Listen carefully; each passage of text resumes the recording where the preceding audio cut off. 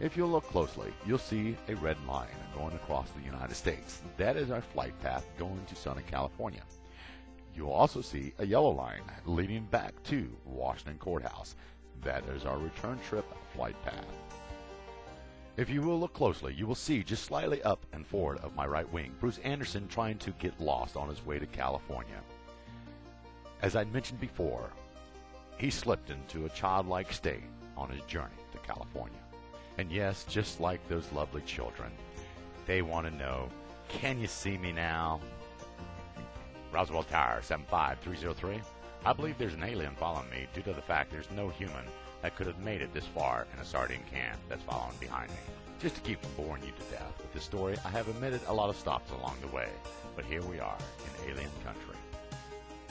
Again, Mr. Anderson drifts off into a dream state and wonders how he could disassemble the Whitman and stuff it in one of these planes.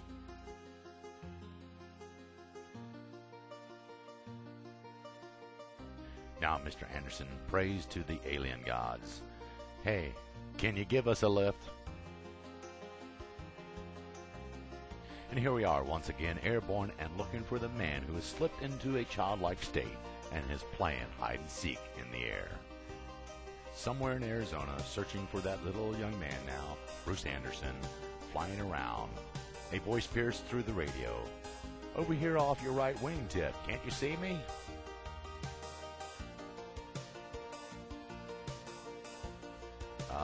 Okay, Bruce, I see you now. Hey, glad to have you back with me.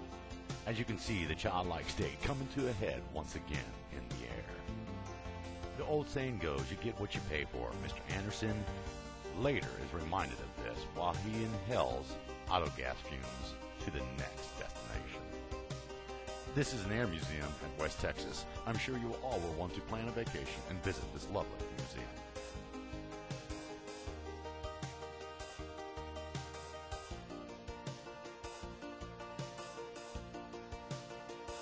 This sign was especially made for those who travel from the far east to the far west in the Whitman tailwind.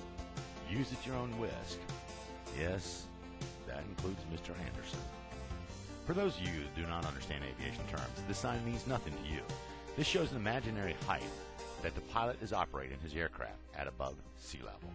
Life has its amazing moments. I stumbled across a plaque honoring a man and his flying experience. Then, as we were leaving, we met the man honored on the plaque, John Hardy. On your left, you have Mr. Anderson with blood running through his buttocks once again. In the middle, you have John Hardy, the man honored in the plaque. On the right, you have Mr. Newman with the patience and the father-like image on this journey.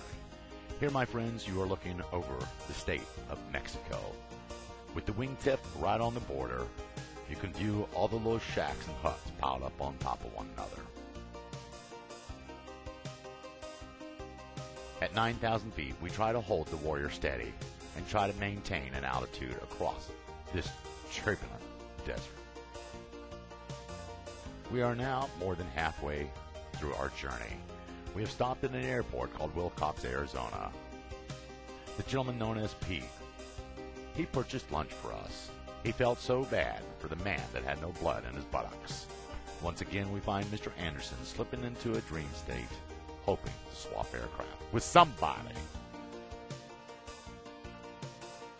And here we find a little dust devil looking for Bruce Anderson, just waiting to toss him around in the air.